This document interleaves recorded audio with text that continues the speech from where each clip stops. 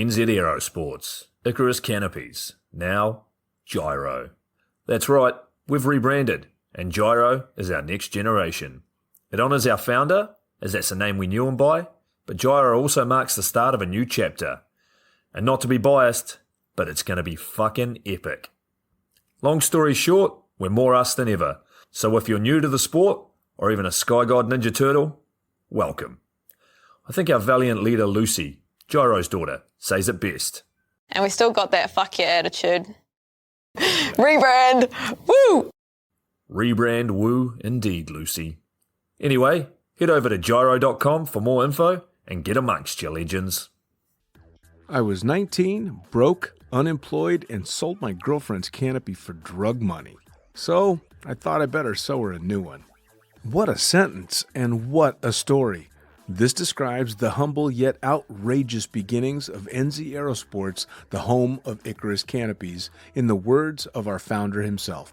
From getting a paratrooper toy from his mom, watching parachutes at the DZ as a 6-year-old, jumping off the wharf with a parachute made from bed sheets, doing his first jump at 16, sewing his first canopy on a borrowed machine at 19, and starting to sell parachutes out of a garage in 1986, Paul Gyro Martin had an undying love for the sky.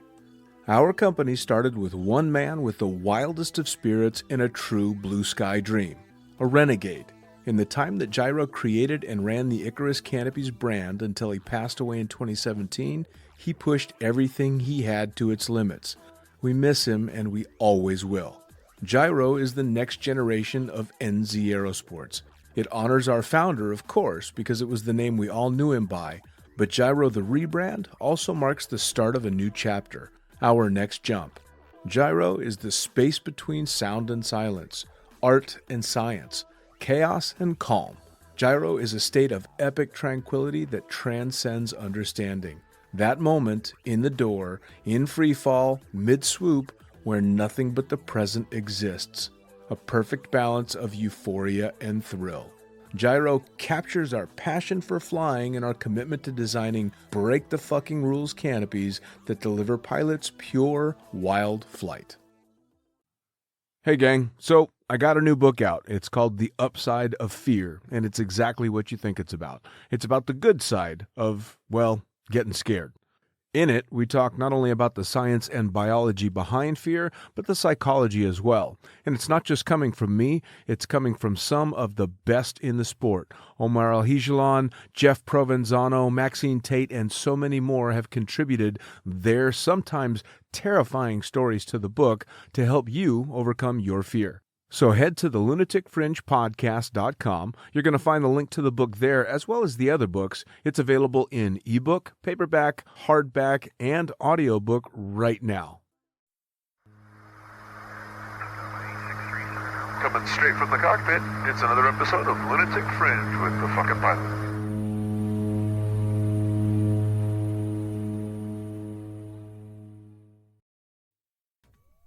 Ready, set, go!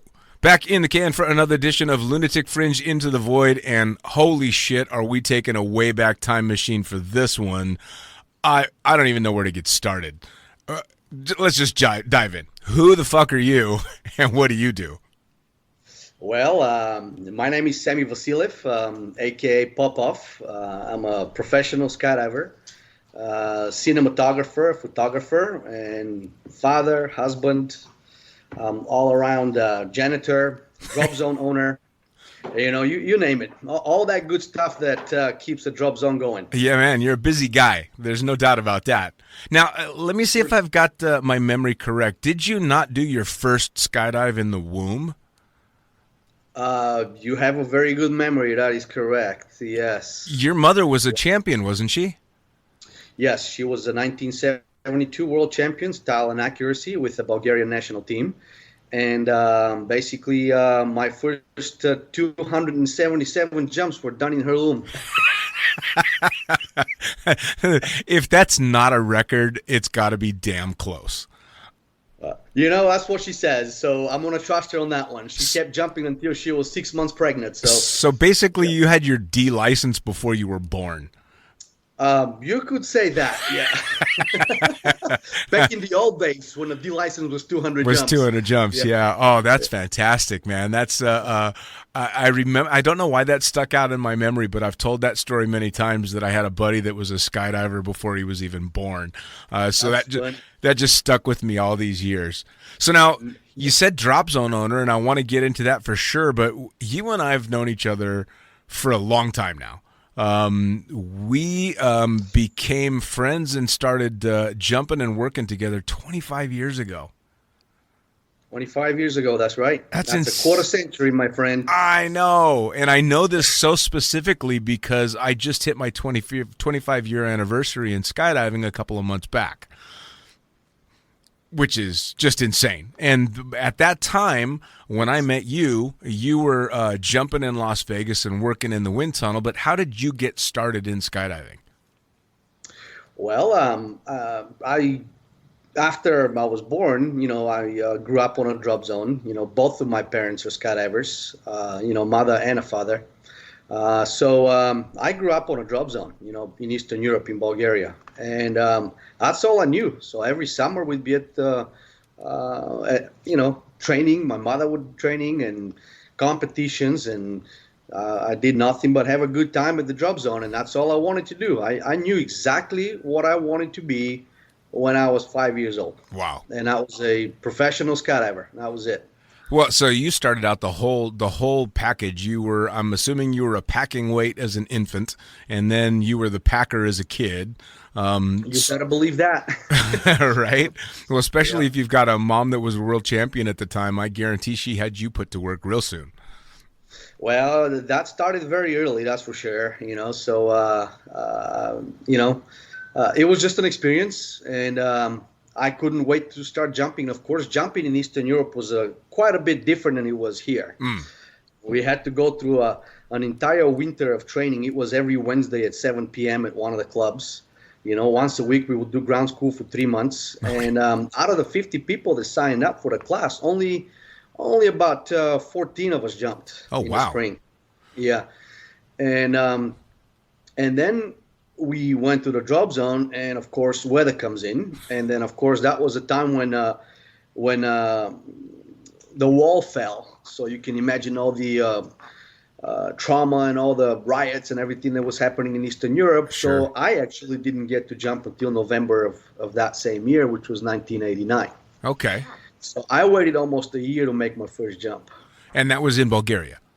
I was in Bulgaria, that's right, yeah. Wow. So you started your career there, but now it's difficult to rack up jump numbers in that kind of environment, wasn't it? I mean, it took a while. Oh, it was impossible. Yeah. It was, the country wanting to hiatus, and there was no money. And of course, skydiving was government sponsored at the time because we were under the jurisdiction of the Army. We were considered an additional squadron, civilian squadron to the Army. So once the wall came down, once the communists lost power and, the economy dived, there was just no money for anything. So I made about 40 jumps that year, and then I came to the United States. And, of course, different challenges presented. Now, how did moving to the United States come about? I grew up with the American dream. I was pretty much, my mother became a world champion in 1972 at the 11th World Parachuting Championships, which were held in Tahlequah, Oklahoma. And so that was, she fell in love with America that year, and pretty much since the day that I was born, I was, how should I say, I was energized with the American dream, Sure. And nothing more I wanted to do than come to America and, the land of opportunity, the hardworking people. The harder you work, the further you go, and that's what I did. Well, you were always the hardest working. I never considered you from anywhere but the States. You were just an American with a funny accent to me, because you were everything American. You're super hardworking and driven and creative and all this stuff, and you kind of made a lot of Americans look fucking lazy. Oh, come on, man. I wasn't intentional. So I just did what I had to do, you know what I mean? Yeah, for sure. No, absolutely. I wanted to fit in because coming from a Eastern European country under communism rule and all that, I just to me it was a shock. Sure. So I knew nothing about the American lifestyle and what I needed to do. So I figured if I just shut up and work, and do my thing, I would probably fit in a little better. And it took me some years to adjust myself to everything. I didn't have anybody to guide me. Sure. My mom didn't really know much about it. She was just another hardworking lady trying to feed a family in Chicago. And so I had to figure out a lot of things on my own and adjust accordingly. And sometimes I'd make a mistake, in my communications with some of the folks, and including with you sometimes, with Sure. butt heads here and there. Oh, yeah. But it was nothing intentional. It was because the way we communicated was just a little different. Sure. And people took me for an arrogant asshole, Well, and I mean, let's face it, skydivers are such alpha personalities. We're naturally going to assume that you're just being an asshole because you're a skydiver. It's got to be something going on. And then we figure out later on, oh, maybe it's not how he meant it. That's exactly what it was. And it took a lot of years, for a lot of folks to figure that out. Sure. Well, now, when did skydiving kick in hardcore for you in the States? Because I know you moved originally to Chicago, yeah? Nope. I came to America with a very interesting story. Okay. I tried to escape Bulgaria before the wall came down in 1988. Okay. And I got caught on the border, and I ended up spending some time in a juvenile camp. Oh, wow. And then I was supposed to go to the military, because now I was a traitor of the Communist Party regime and all that stuff. So they punish you by sending you to the military early, because military was mandatory. Sure. Well, in between, I always look for ways to escape the country, just like a lot of Eastern Europeans did, because none of us wanted to serve the communists. None of us wanted to be part of that regime. None of us liked it. Right. So an opportunity came through. We found an article in a newspaper about a future farmers of America. Oh my God. Yeah. So I sent my information in, not expecting anything that's going to happen, and sent in my passport. And about 6 months later, I got accepted in the program. I was released from the juvenile camp to do a couple of things to prep for the military, and I took that opportunity and split. You were in the future farmers of America. Correct, I was. How did I not know this story? Because I would have given you so much shit. I'm going to tell you something that a lot of you, and including you, Mary, Danny, none of my closest friends know. Mary knew. But these were things that I had to keep very quiet. Sure. Because at that time, I was an illegal immigrant. Awesome. In America. Awesome. So everybody was wanting to compete and go to the nationals and the world meets, and yet I was a prisoner in the United States because I couldn't leave the country. I'll leave the country. I'm not coming back. Right. So there was all these little details that I had to keep quiet, but at the same time, I had to work. I had to make sure that I am an American. Sure. And nobody would ever think otherwise. Now, is that why it was Sammy Popov? No, that was my original name. Okay. But I took my stepfather's name to honor him because I grew up with him. Very cool. That's the only reason I changed it. Oh, very cool. Yeah, and it was just my biological father is someone I haven't seen in close to 15 years, and before that another 15 years. So I don't really have any relationship with that man. Okay, fair enough. I just wondered if that was your way of staying under the radar when you were in the States. No, when I came to America, I came with that program, Future Farmers of America, and I was 3 weeks late because there was a group that came. I'm sorry, I was 3 weeks early. Ah, okay. So I originally entered the country because I had to get out as quick as possible out of Bulgaria. Sure. And then I ended up in Chicago. And then from there, when the time came, I had to go to Washington, D.C., and found the building, found the people. I went in there and pretty much put my hands up and said, I am an immigrant, So we started telling our stories. And, of course, at that time, my English was zero. I mean, I don't even know how I was able to explain to these people what I want to do. Right. And I started going back into these skydiving times about my mother and the American dream and stuff like that. I was originally supposed to go to Michigan, family out there. Okay. But when I told them about Tahlequah, Oklahoma, one of the kids was supposed to go to this little town called Bixby, which is literally 20 miles from Tahlequah. And they said, hey, do you want to go to Bixby instead of Michigan? I'm like, yeah, that's what I want to do. Because awesome. To me, that was very spiritual. It was something that I knew. So they sent me to Bixby, Oklahoma, which was 20 miles from, Tahlequah, where my mother was a world champion, That's so I wild. felt home naturally. Yeah. Yeah. And I ended up spending about 2 years there. I was a cowboy. I rode bulls. I neutered pigs. I shoveled manure, and I went to high school. Nice. And that's where I graduated high school in Bixby, Oklahoma. That's wild. That's so cool. Yeah. This is a lot of the stuff that I didn't know, and so it's fun so many years later to hear these stories. That's right. Yeah. That's awesome. Yeah. Well, so now, where did the skydiving come into all this? Because obviously it's something you wanted to do, but skydiving even then is a tough achievement when you're just a kid trying to make it through high school and stuff, and no money, and got to be tough. Well, I started skydiving again in Skydive, Oklahoma, with some of the local clubs out there. But Of course, at the time I was the training I had in Bulgaria was completely different than the training here. So I pretty much had to go through another training to make sure that I fit everything that is required and meet the requirements, and they wanted to understand my knowledge.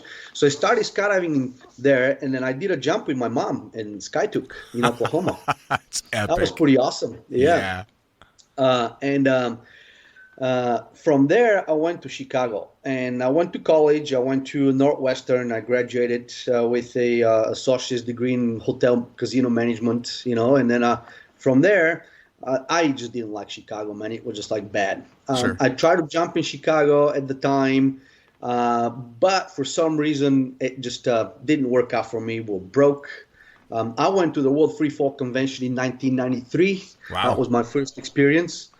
And as much as I wanted to get involved, it was just not happening. Sure. And then I was like, you know what? I'm in hotel casino management. Where am I going to go?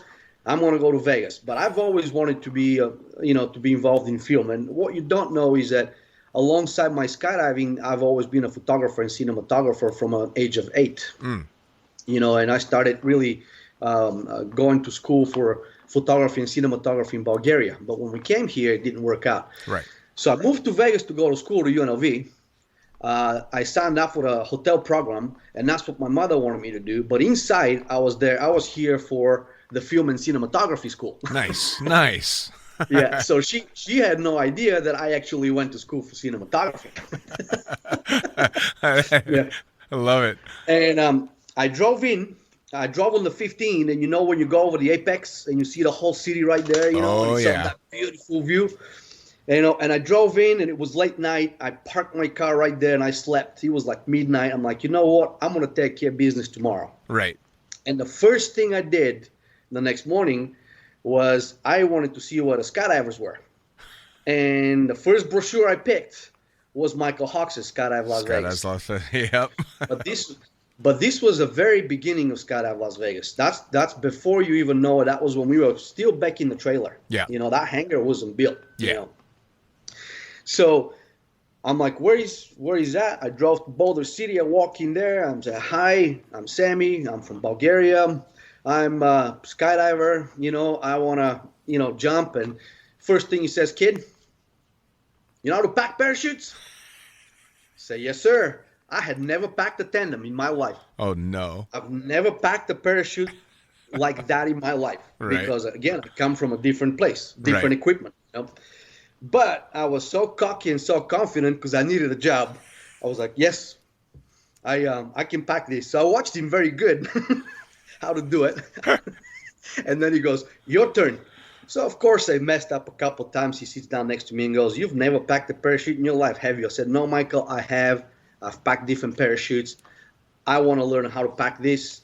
and I will be your packer for a while. And that's where my skydiving career started. Wow. Yeah. Wow. And that was what year? It was in 94. 94. Okay, so it was 2 years later that I went out and made my first jump at Skydive Las Vegas, and then shortly, and by that time you were working at Flyaway, weren't you? I was, yeah. So I was working at the drop zone, but it wasn't enough money, so I needed something else. And when I heard about the wind tunnel, I was like, you know what? This is the perfect place for me to become the best I can be. Yep. Because I can get the training, all the training I can get in an environment that is safe, that will provide me with everything that I could possibly do. And I was trying to figure out how to do this. Right. So I walked in and I met Gary. And I said, Gary, I'm Sammy. I'm a skydiver. I want a job. And he goes, you got a job. And that was that. And he goes, are you legal? Because I have an accent, and he goes, are you legal to work in the United States? I said, yeah, I'm a U.S. citizen. But the reality of the situation was I wasn't. I was an illegal immigrant, and my visa had expired because I had stopped school. So you asked me for the paperwork at that time, and in early days of Photoshop, I took my visa, that was on a piece of paper. I scanned it, and I changed the dates on it, and I went in there and said, hey, here's the visa, man, no problem, All right. And that's how I got my job there, man. And then that was before the tunnel opened. The whole chamber was full of garbage, so we cleaned it out, we built all the deflectors, we made sure that it's ready to go, and then we opened it in September of 95. Yeah. Which is when you and I would have met, because I was there within the first 2 weeks of its opening. Correct. That's what we met. Yeah, man, and it was the day that I went, it was super slow, and it was Robert Ogle was my instructor, and he had me hooked because I ran across the street in the suit, still in the fucking suit, to get more money so I could come back in and fly again. And he was the one that hooked me with you're a natural, you should go jump bullshit line that I'm sure he gave to everybody. And next thing you know, I'm spending every dime I've got in the tunnel and then trying to go out and jump. And, of course, that's when you and I met. And I think Mary was already working there. Mary Tortomasi was already working in the tunnel. Yeah. And it was Mary, Rob, Keith. Yep, and that was the beginning of a pretty wild 25 years for me, anyway. Yeah. When you and I became friends, I remember leaving the back door open so you can sneak in the classes. Remember that? Damn right. Oh, hell yeah. Yeah, I'll sneak you in every time I could, man. Yep. I know. I got to fly a whole lot in that tunnel. There's no doubt. Well, and it was funny because in that tunnel, a lot of different things happened. You were already shooting video. You were an established camera flyer at the time. And I had a little bit of experience shooting a video with Kevin Love's camera helmet. And I decided, all right, it's time. I got to, build a system. And I came to you and I'm like, what should I get? Yep. And I still, to this day, I wish I'd have brought it into the studio with me. I still have my Pararaptor helmet, still painted, the plate still on, the rocker switch that you were the one that created. And for anybody out there, it was the coolest fucking still camera system ever. It was a rocker switch like you would use for a light switch. And you put it on the front of the Pararaptor and you just pushed your lip out to click that switch. And you wired it through with a telephone plug. That's right. Perfect. Absolutely perfect. It was the best system ever. And that's the only camera I ever shot video with. The thousands of jumps that I did with that damn thing, and all the different cameras that went on that. But that very first one, you helped me set up the whole 9 yards. There we go. Yeah, man. Yeah, man. I'm happy to do so. I still have mine too. My original helmet is still here. Yeah, man. I'll be buried with that fucking thing. Man. Yeah. Although it's funny because before the podcast we were talking about my recovery for the surgery. I can blame that helmet as well as thank it because it's the reason that my neck is fucked. We did jump heavy equipment, that's for sure. Oh my God, man. Yeah, we did. I mean, we started out on the high 8 days, this is when you had to gaff tape everything because you'd get the tape flutter, and we were I was shooting a Canon Elan with a massive lens on the front. I mean, that's right. The fact that both you and I are sitting up straight is crazy. Yep, yep. I mean, it's these lenses were heavy. The Elan was heavy. I mean, by just the steel setup was about 4 pounds. Oh yeah. You know. Yeah, I mean, And, and you had the same experience as I did. The fact that we didn't Yeah. rip our heads off all those years jumping that stuff. I remember when Michael Hawks tried to institute a rule that you had to wear neck braces, and nobody wanted to wear them because we thought we were bulletproof. And here I am at 52. Well, this man was something else, man. A lot of people didn't see his vision, but he keeps coming up in a lot of conversations, and he's, he was 20 years ahead of his time. I'll be honest with you. I'll tell you what, and this will be there's going to be a few listeners that'll be shocked because there's nobody out there that doesn't know I'm not a fan of Michael Hawks. But Yeah. I will say this. He built an incredible drop zone and a money-making machine like I've never seen. I mean, you remember shooting video. I was third-string cameraman when I started shooting video out there, and I would forget to cash my paychecks because I was making so much in tips. Yeah, that's true. Yeah. It was insane, and I don't think there's anybody like him or hate him that would disagree that drop zone was just a machine. Well, not only this, but he had a vision that was very different at the time, and a lot of people misunderstood him. I've never had a problem with Michael Hawks, never, ever. We had a couple of, crossings here and there, but I've always respected him for his business. If that's what you want to do, that's what I want to do, and he treated me very well because of it. But I've learned. Being part of that drop zone, and then working with Roger Nelson, because after I left Skydive Las Vegas, I went to Skydive Chicago, and working with Roger, that was two of the biggest visionaries in the industry, I would say. For sure. Yeah, I mean, Nelson. And now, go ahead. Now as a drop zone owner, I often go back to some of the samples that these people set for me and go, no, we can't cut corners on this. You can't do this. You can't do that. And there's a reason for it. Sure. And they were right and we were wrong. We were young and stupid and dumb and with a lot of testosterone in the balls and a strong dick. And, we thought that those guys don't know their shit while they knew a lot better than we did. Sure.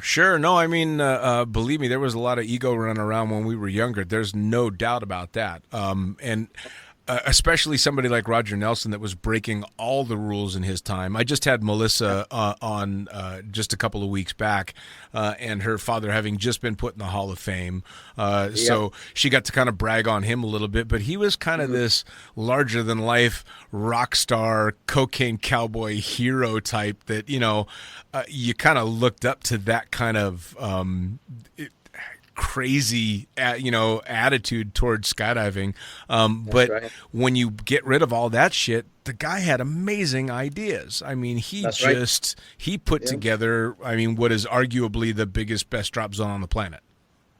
Pretty much. Yeah. And his, no doubt about it. Oh yeah. And his son has gone on to make it an even bigger, even better drop zone. That's right. Yeah, Rook's definitely doing fantastic, man. I mean, he's got his father's visions and energy in him. Sure. It's definitely a different ball game. Yeah, for sure. Now, jumping back to the tunnel, I'll never forget this. For anybody that doesn't know, Vegas was the first big public tunnel in the States. There were no iFlies. There was no wall-to-wall air glass tubes, except for the military one, I think. It was Pigeon Forge. Fort Bragg, yeah. It was Pigeon Forge and Vegas. That was it. And Vegas didn't have enough power to do two things. You couldn't free fly, and you couldn't really fly the board, although you guys did great training standing up, but the vertical stuff you couldn't do. So you came up with a brilliant idea that now people would laugh at because obviously you got a tunnel with 180 miles an hour of wind, but you hooked up the gymnastics harnesses so that you could go in, put this gymnastics rig on, and you could fly vertical on the board. What in the world were you thinking when you came up with that idea? Well, I didn't have enough money to make 7 to 10 jumps a day. Right. I wasn't a sponsored athlete at the time, but I wanted to compete, and Patrick was my inspiration. As a matter of fact, to this day, I have Patrick's card right here in my office. Awesome. With his Reebok. He was my idol in skydiving, and I wanted to do nothing but sky surfing. But again, as an illegal immigrant, I was so limited to what I can do. So I utilized everything that was available in a way that wouldn't be suspicious. And I was like, well, there's a perfect tool here, the wind tunnel. If I can't do 7 jumps a day, I'm going to train indoors. Yeah.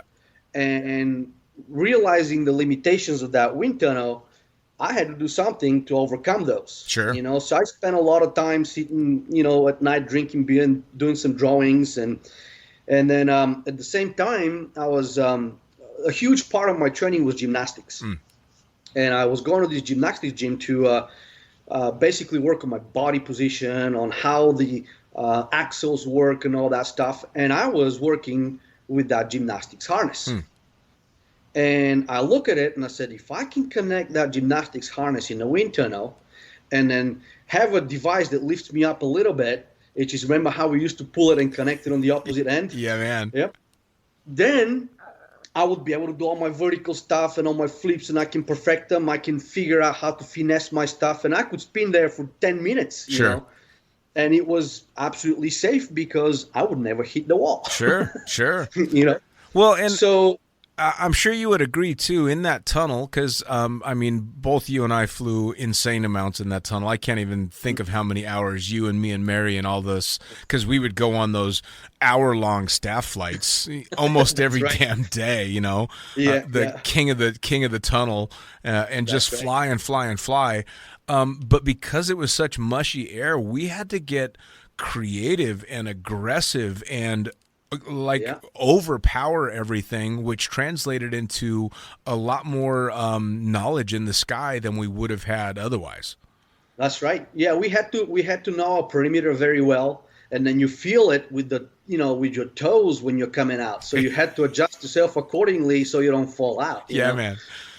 That's the thing you're trying to explain, too, because people don't understand in these modern tunnels that in the Vegas and Pigeon Forge tunnel, because of the pads that surround the perimeter of the air, it's an air column that doesn't go to the wall. So you've got about 18 to 20 inches of dead air all around that tunnel, and you'll fall out. And if you're 20 feet up, that's a long fall. Oh, I can tell you, man, I took one of those on my back. Oh, yeah. It hurt. I busted my nose in that damn tunnel. To this day, I have a line right down my nose from the bottom line, and I put my head straight through it. I don't know that I ever put my head through, but I'd seen it done a couple of times. And you got to be flying. Right here, buddy. You got to be flying pretty damn aggressively to do that. Now, you were able to segue the training in the tunnel and all that stuff into actually competing because you were in the 98 Nationals. Yep. You competed with Vic. Not at the Nationals. Oh, that's right. No. Who was flying for you in the Nationals? Yeah, that was Steve Werner. Vic had died in May of that year. Oh, that's right. So, but you did do competitions with Vic, though, didn't you? We did not, unfortunately. Oh. When things kind of took a very interesting path. I started sky surfing, and of course, my goal was nothing but the X Games. Sure. So at the time, that pretty much the mecca of sky surfing was Paris. Yeah. So we would remember when we used to charter a flight, and Jason would fly us on Tuesday because we were off. Yeah, man. Yep. It was the perfect storm because he was building hours and we were building jumps. That's right. And then the freaking plane broke, remember, in Paris? Yep. And then we couldn't make it back, and we all had to be at work the next day. Yep, I remember that. There were a few mishaps. But I started training, and my goal was nothing but the X Games. And my very first teammate was Kevin Love. We competed in 96 and 97 together. And actually, I can't remember who Mary competed, but he wasn't with you. Did you do a Challenge Cup? Yeah, Mary and I did the Challenge Cup in Paris. Yeah. You guys were there too. Yeah, that's right. And then we did the Nationals in Elsinore in 98. That's right. Yeah, that's right. So it was with Kevin Love, but Kevin didn't really want to pursue it. He had different agendas and different life paths, as we all know. Yeah. I'm not going to go into that direction.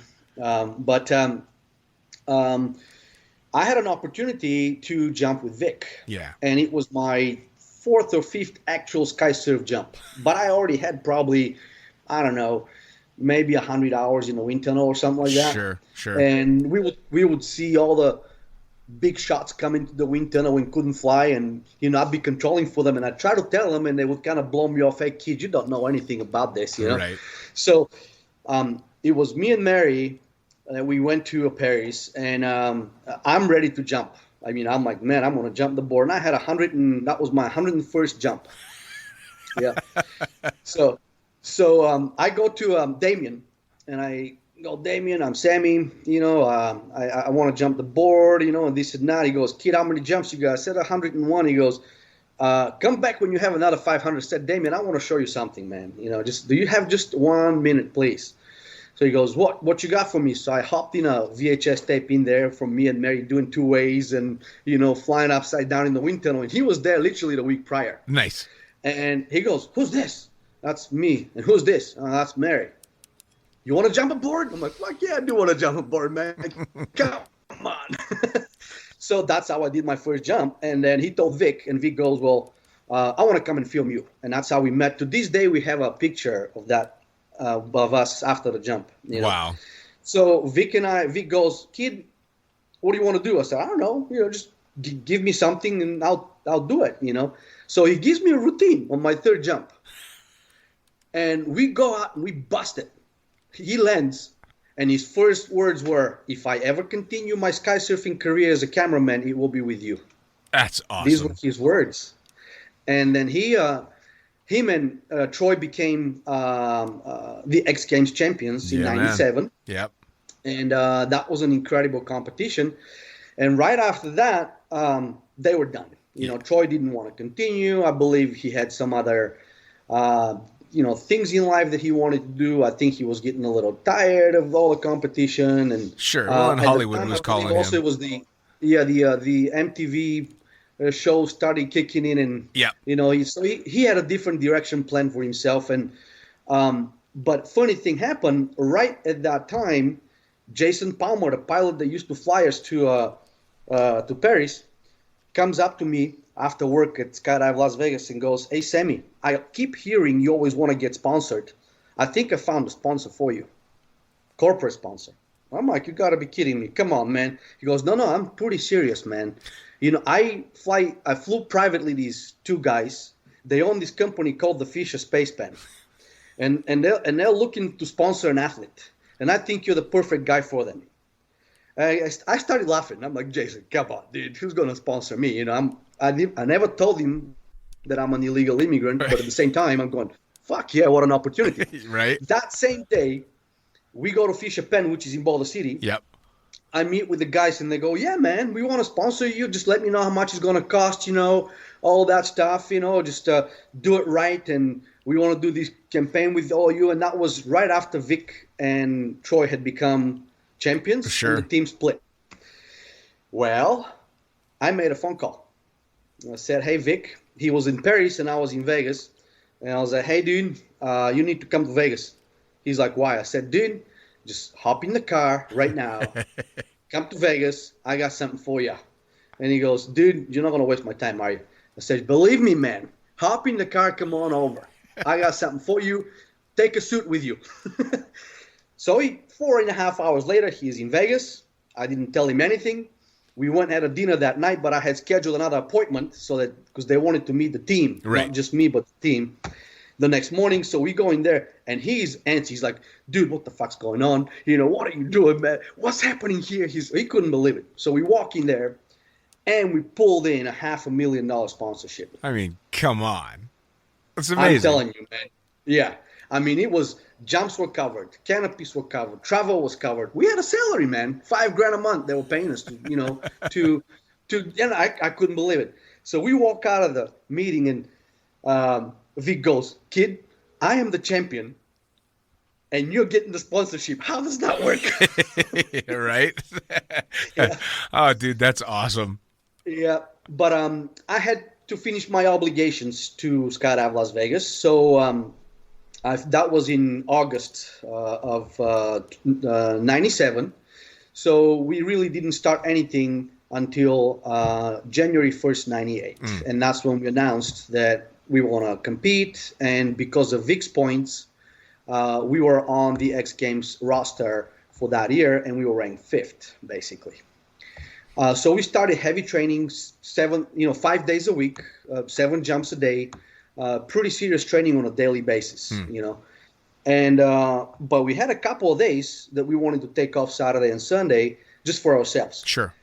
Well, I would go back to Vegas, and I would be working at Michael's place as a cameraman. I would be making a killing, that. Yeah. Oh, yeah.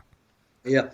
And I was like, you know what? I can't pass that up. It's an extra money for me. I'll do it. And I said, hey, Vic, you want to join, the team? And we can do Saturday, Sunday there. We can train in Paris the rest of the week. And you can make some extra money. Your family's in Vegas, And then he was like, yeah, sure. So we did that for about a month and a half. And then right before his accident. Then we had that Wheelie guy. You remember Wheelie? Oh, yeah. Dude? Yeah, that was married to, forgot her name. Not Ursula, old lady. Yeah. Yeah. Anyway, he one day says, I got a birthday tomorrow, But he lied. He didn't. So he kind of wanted to draw some attention to himself. Sure. And the funny thing is, it was a Saturday evening, May 9th. And so we sit at the drop zone, and he's telling us we have a birthday and this and that. And Vic and I had scheduled to go to the wind tunnel to test the wingsuit that I built that night. And, of course, Gary was like, yeah, Sammy, come on in. So we tied me to the wall on the harness and all that stuff. But before we went there, Vic and I were thinking, hey, man, what are we going to do to this guy for the birthday party? Because the idea was to build an 8-way. One camera is going to be from the top, one from the bottom, shooting the 8-way. And we went to get a big black dildo to hit Will in the head with it. Yep. Yep. So Vic and I went, got the dildo, went to the wind tunnel, did our testing. And we spent about an hour and a half there testing the wingsuit. And right inside the chamber, Vic goes, Sammy, I want to tell you something, man. Because, this is in the dawn of wingsuiting. I mean, I had nobody to show me. I built that wingsuit from scratch, He goes, if it's not butter, don't do it. And it kind of hit me hard. I was like, man, why are you saying this? He goes, well, Rob Harris told me that, and it wasn't butter for him. Yeah, man. Yeah, man. And then the very next morning, we had his accident. I was supposed to be the cameraman on the bottom. He was supposed to be on the top, but another tandem bought a video, and simply because I was in rotation earlier, I exited before he did. Yeah. With the tandem, I filmed the whole thing. I watched it. See, it was horrible, watching it. And yeah, man. I mean, I'll never forget that because I got a telephone call probably, 45 minutes after it had happened. And everybody was devastated because Vic was just he was just a big bear and a sweetheart of a guy, and just an incredible guy, man. Yeah. He was, which was just fucking devastating to everybody. It was absolutely brutal. Yes, he was. I mean, I was the first one to land next to him, and I held him until pretty much his last breath, and we've, I'll tell you what, man, it's been, we've both seen a whole lot of loss over the last 25 years. And I don't know about you, but it never gets any easier for me. No, it doesn't. You get used to it. You get a little numbed, I guess, here and there. Yeah, but there's those ones. I mean, you think back about somebody like Vic, or of course, we just recently lost Kevin, who you and I were both very close friends with at one point or another in our lives, and I think we both probably called him best friend at one time or another. And well, we lived together, man, for 2 years. And it's still. It's this bitter thing. It just and it grabs you in the strangest ways, because you're right. We do get numb to it to some degree, but then the weirdest things will set it off, and you'll just go back into this deep melancholy. I mean, I know I do. Dean, I remember the good parts. We all gonna go there one day. It's just the way it goes. Sooner or later it just happens.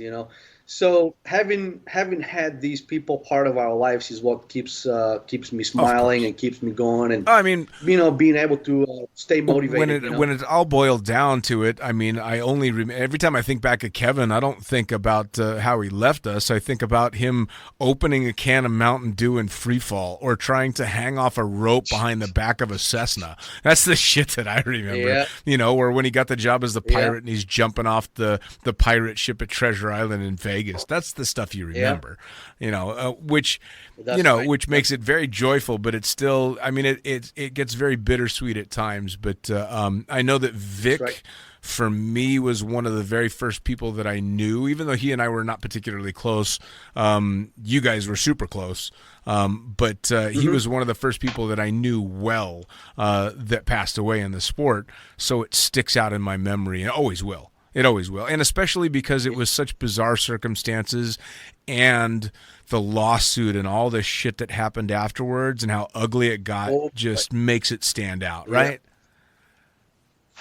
That was, I'll tell you what, I haven't told that anybody. You're the first person to ever hear this. But when the family filed the lawsuit, and they sued everybody on the plane, and including me, and at the time I was an illegal immigrant. So the first thing I'm thinking is, oh boy, this shit's getting real.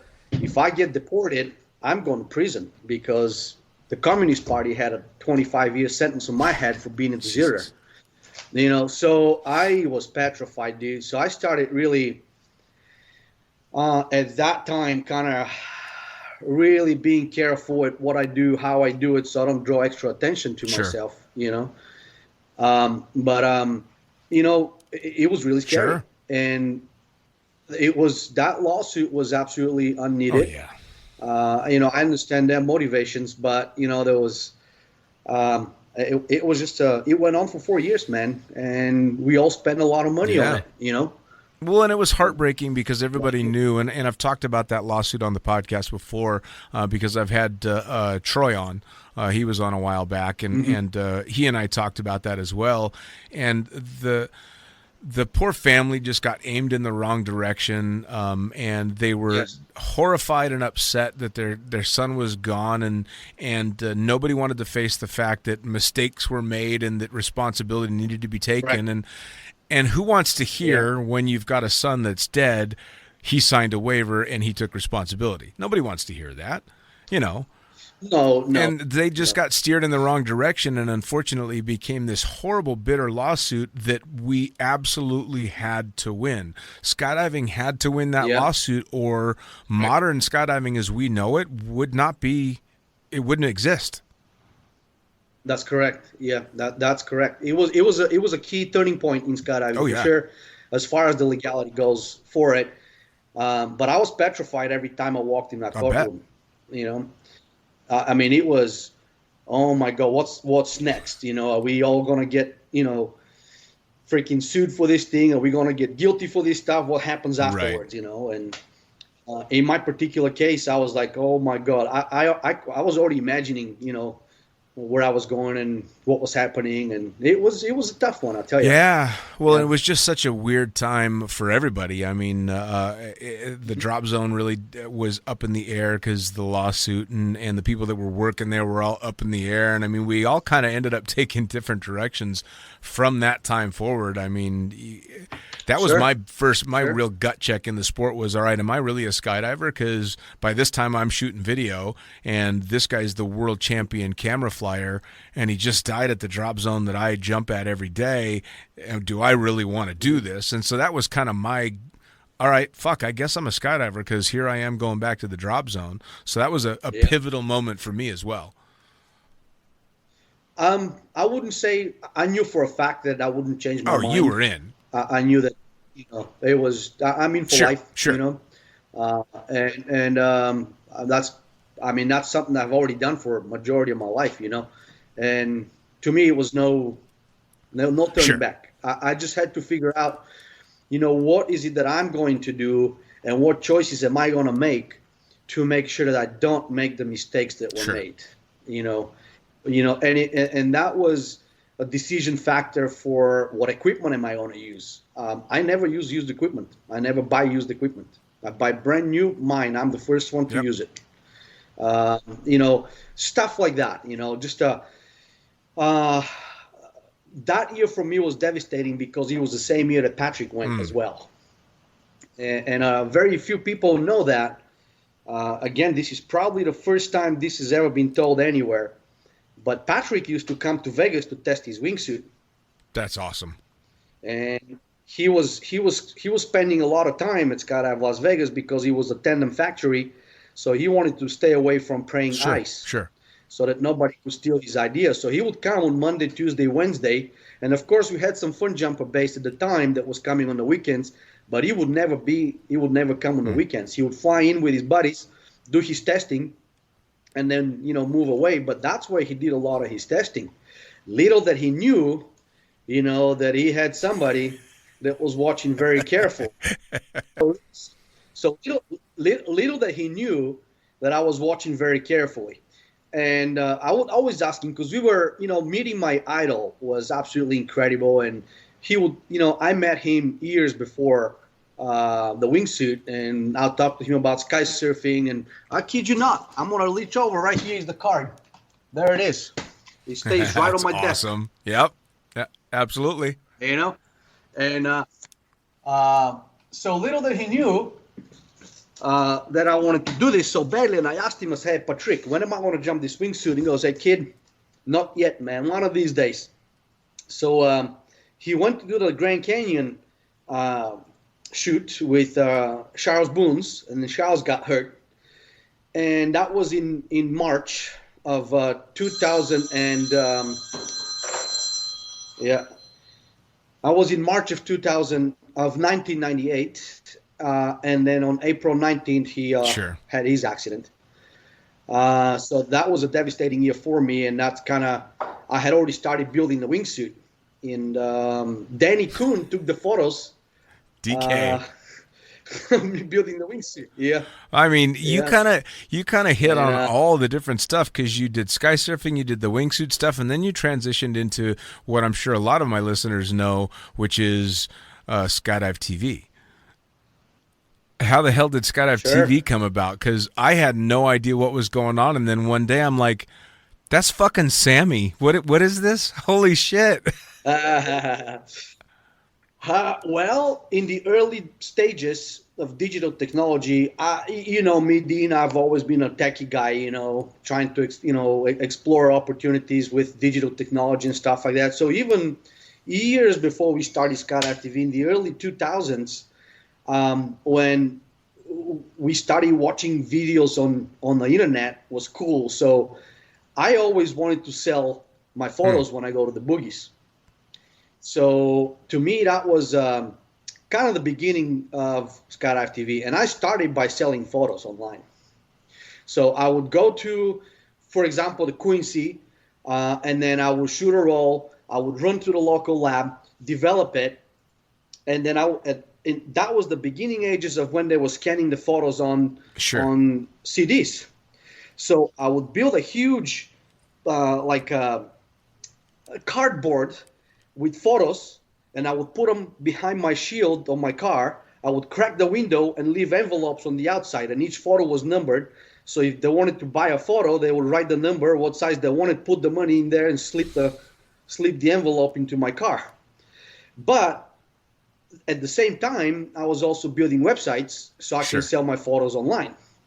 Well, everybody wants a video. So I started going, how are we going to sell the videos as well? Because that's an avenue that something could work out. So I started experimenting at the time, and then I started shooting some of the, World Free Fall Convention videos and editing them and selling CDs and stuff like that. But that idea didn't really continue until I went to Bulgaria. That's when I started Skydive Bulgaria, my first drop zone. That's a story of its own, But I met my wife there, and she's a pretty high-end journalist in Bulgaria.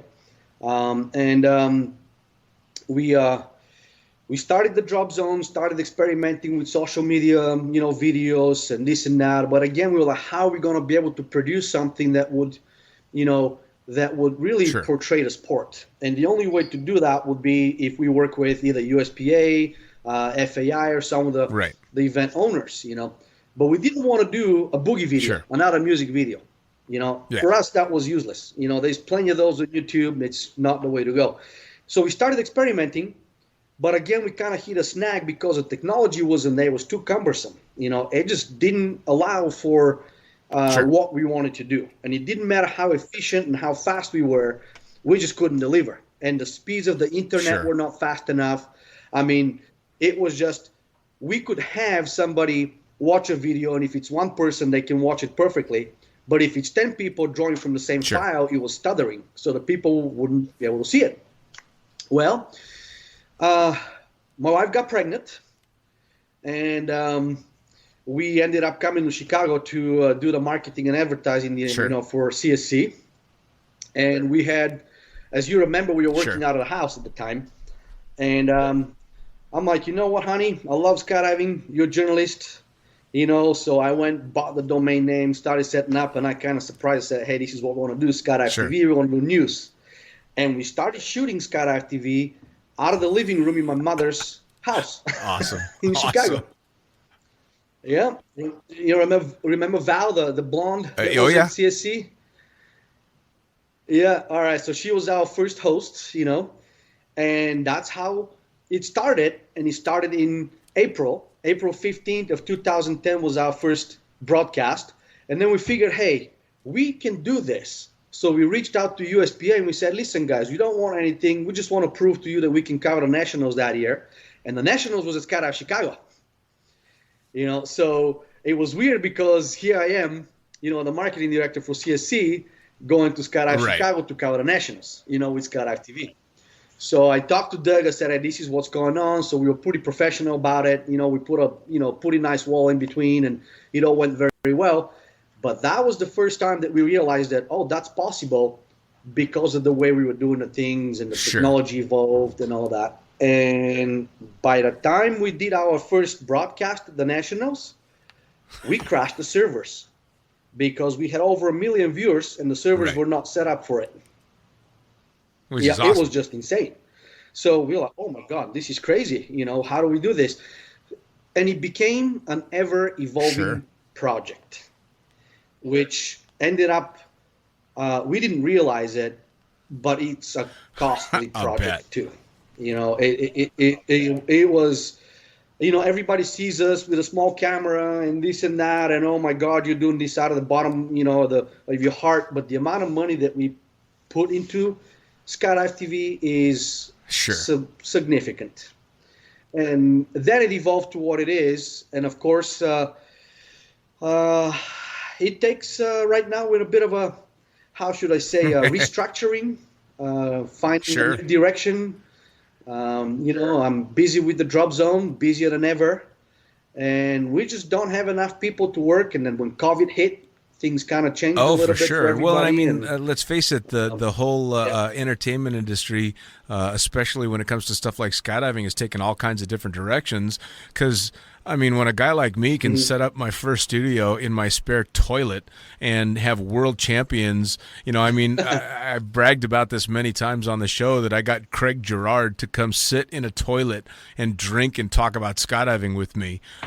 It's fucking amazing, and of course now you and I are talking via Skype, and so I've been able to talk to anybody that I have known over the past 25 years. It's instant access, and it just cost me what it took to build the studio, and it's the most basic right. form because it's audio only. But when you're competing with that kind of stuff, it's pretty difficult to get people's attentions. For me, it's a little bit easier because people just start the podcast on their drive to the drop zone and they don't have to watch, and they just listen, but for you guys, it's so much more intensive with equipment and time and energy. And I mean, oh my God.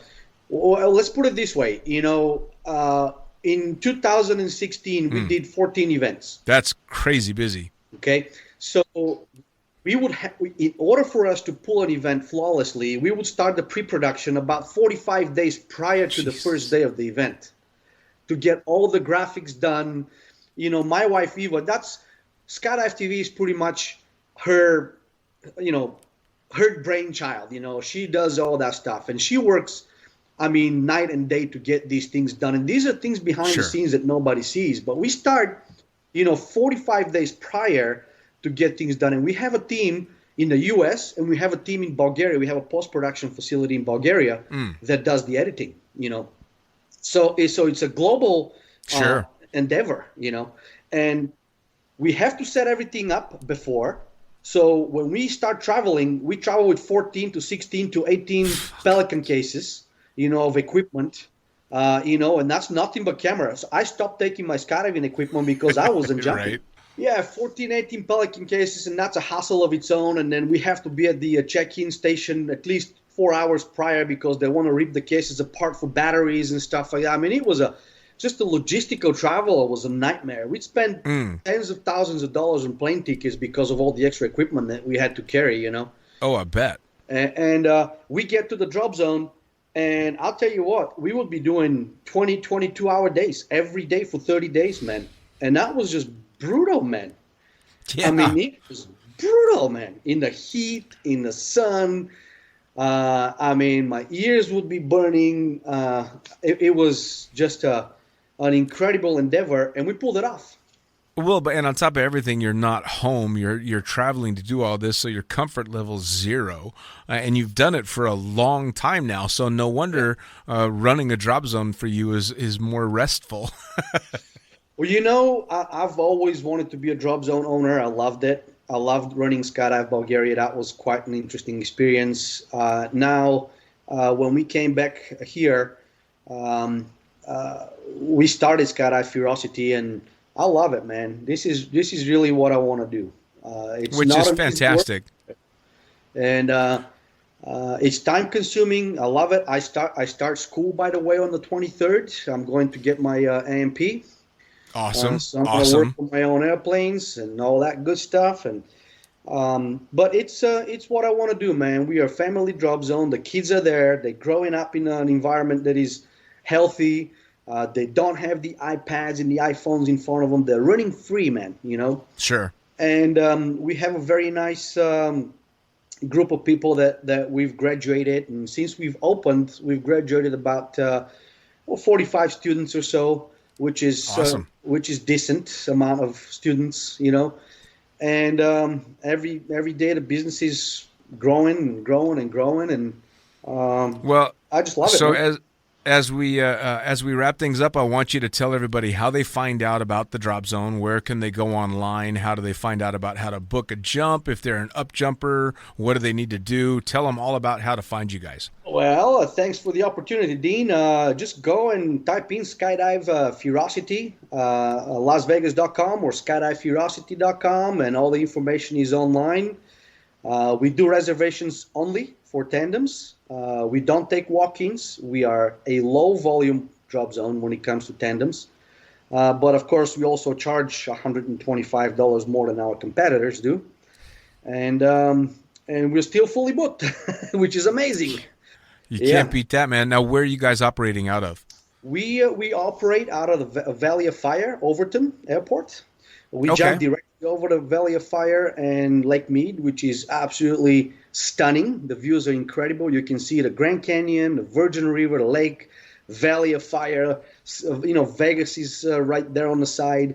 You got to come and check it out yourself, man. Hell yeah. As a matter of fact, myself and the new wife will be coming to Vegas mid next year.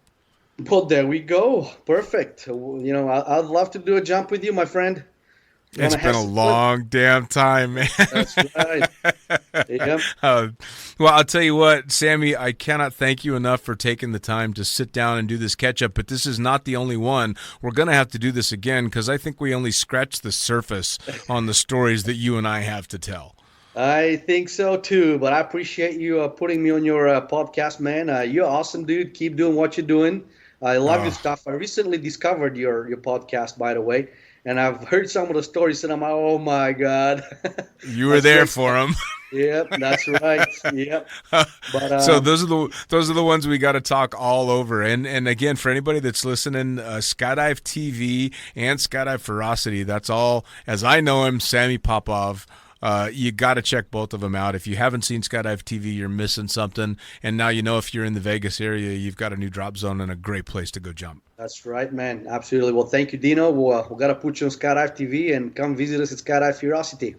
Perfect, man. Sammy, much love. Much love, buddy. All right, Take Dino. care, brother. Take care. Well, there you have it. Another episode of the Lunatic Fringe podcast brought to you as always by, well, wait, not as always, actually. Brought to you now by Gyro. Formerly known as NZ Aerosports, you'll head to gyro.com for their next level line of canopies. By Pussfoot, the Extreme Sports Collective. Head over to pussfoot.com to check it out. By Summit Parachute Systems, check out summitparachutesystems.com to talk to Jarrett Martin and the gang about kick-ass pilot rigs, rigging courses, and more. By Flyaway Indoor Skydiving, go to flyawaytn.com and check out all the cutting-edge stuff to come. By Pure Spectrum CBD, head to purespectrumcbd.com to check out their wide range of CBD products. And as for us, head to the lunaticfringepodcast.com to listen to any of the hundreds of episodes currently available, hit the link for our YouTube channel, pick up your copy of the Lunatic Fringe book or The Accidental Stripper, and get a sneak peek at upcoming guests. Once again, thanks for listening. We'll see you next time.